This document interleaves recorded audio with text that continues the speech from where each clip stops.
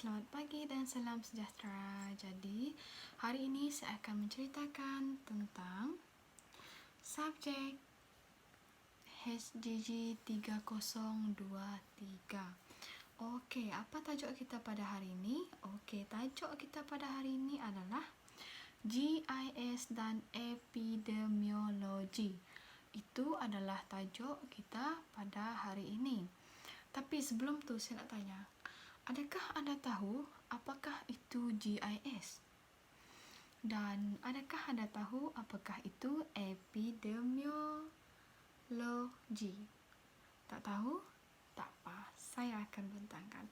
Hari ini kita akan sembang kari dengan subjek HGG 3023.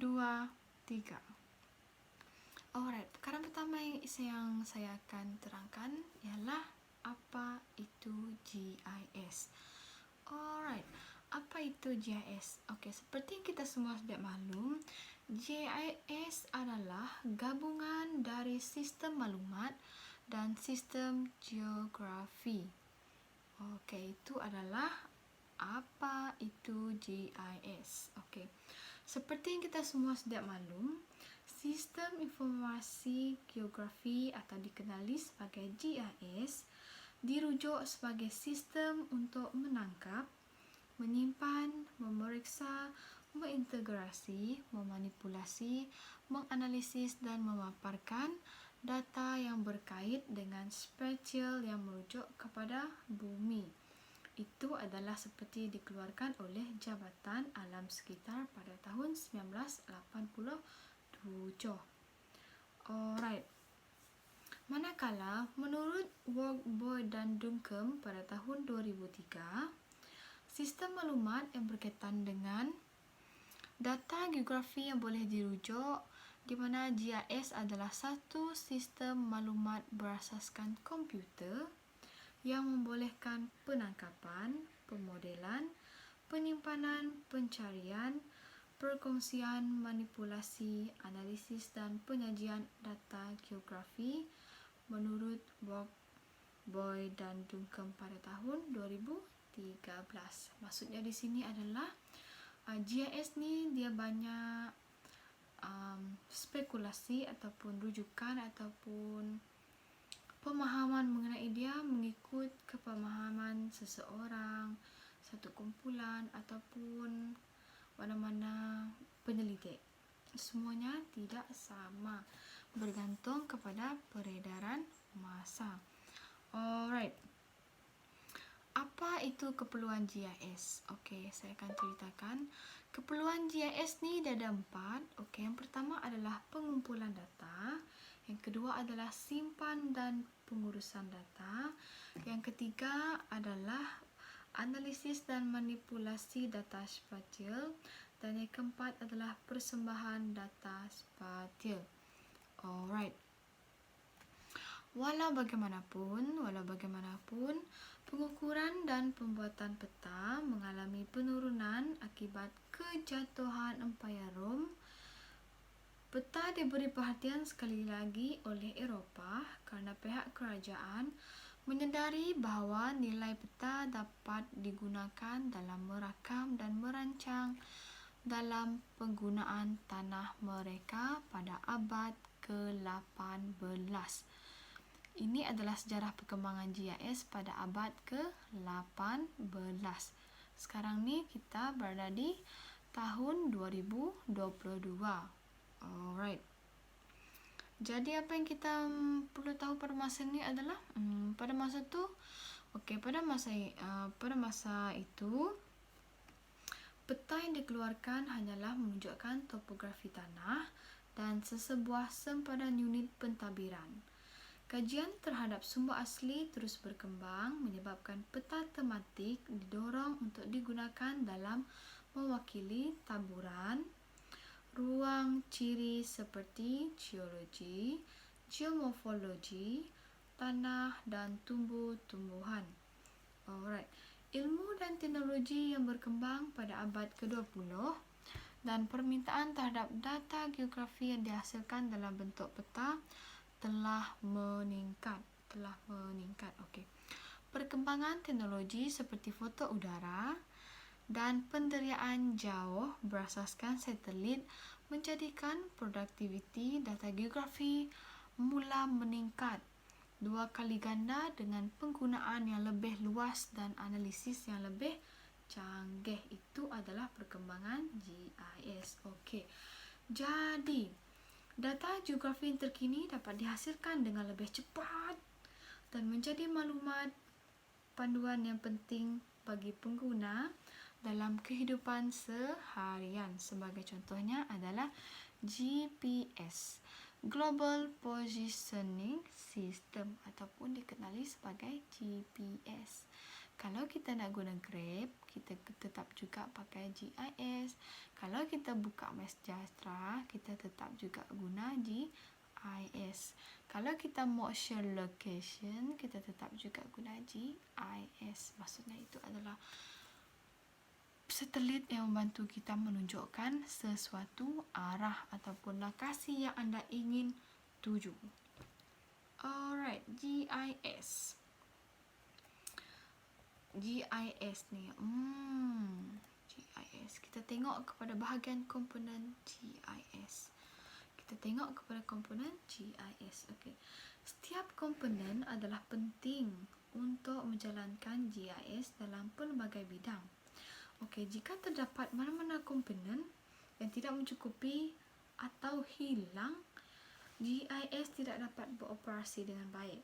Tapi sebelum tu, sebagai contoh dia adalah sebelum memasukkan sebarang data yang diambil secara primer atau menjalankan analisis data, adalah wajib untuk mempunyai keperluan asas, iaitu 3 komponen utama untuk mengendalikan GIS, seperti perkakasan, perisian dan pengguna. Siapa pengguna? Kita lah, pelajar, guru, ibu bapa pun boleh, pekerja. Semua itu adalah pengguna GIS. Alright. Okey, perkakasan disebut sebagai komputer yang terdiri daripada monitor, unit sistem atau CPU, papan kekunci, tikus. Itu adalah dikira sebagai perkakasan. Alright. Okey. Teknologi komputer harus memiliki kemampuan kuasa yang tinggi untuk menjalankan perisian GIS. Memori yang mencukupi untuk menyimpan jumlah data yang besar dan mempunyai kualiti yang baik dengan resolusi tinggi pada skrin, grafik, warna. Kenapa? Kerana ia adalah amat penting untuk membantu dalam menentukan maklumat yang dihasilkan atau diberikan melalui penggunaan warna yang berbeza. Ini adalah menurut Hedwood pada tahun 2002. Alright. Seterusnya kita akan masuk kepada kaedah GIS. Okey, kaedah GIS. Okey, merujuk kepada perbincangan, kaedah GIS merupakan salah satu komponen penting untuk mengendalikan sistem GIS selepas komponen asas. Alright, kaedah-kaedah ini terdiri daripada input data spesial, pengurusan data atribut, paparan data, penerokaan data dan pemodelan data GIS. Okey, boleh tengok gambar itu, okey? Okey, itu adalah pengenalan kita kepada GIS. Alright, jadi seterusnya saya akan tanya, adakah anda tahu apa itu epidemiologi? Tidak tahu? Tidak apa, saya akan ceritakan. Okey, apa itu epidemiologi? Okey, epidemiologi adalah kajian tentang faktor yang mempengaruhi kesihatan dan ketidaksihatan satu populasi atau berperanan sebagai asas dan campur tangan logik yang dibuat untuk kepentingan kesihatan awam dan perubatan pencegahan. Alright. Okey, epidemiologi ini dianggap sebagai metodologi asas bagi kajian kesihatan awam dan amat dititikberatkan di dalam perubatan berasaskan bukti. Okey, ini adalah untuk mengenal pasti faktor risiko sesuatu penyakit dan memastikan pendekatan kaedah rawatan yang optimum untuk amalan klinikal. Maksudnya dia adalah sangat-sangat penting bagi pihak kesihatan. Contohnya adalah doktor, jururawat, pakar bedah. Itu adalah sangat penting bagi mereka. Bukan setakat pakar bedah. Okey, jadi anda nak tahu apa peranan GIS dalam epidemiologi? Anda nak tahu peranan GIS dalam epidemiologi? Okey, saya akan ceritakan. Okey, yang pertama adalah GIS ni dia boleh menggambarkan hubungan antara penyakit dengan tempat kejadian atau sumber kejadian, pola sesuatu penyakit mengikut masa dan tempat, dan perebakan sesuatu penyakit dari satu tempat ke satu tempat yang lain. Okey. Sebagai contoh yang kita boleh lihat adalah GIS boleh menunjukkan hubungan antara kejadian demam denggi dengan densiti nyamuk Aedes, dan dengan itu langkah pengawalan dan pencegahan demam denggi dapat dilakukan. Alright.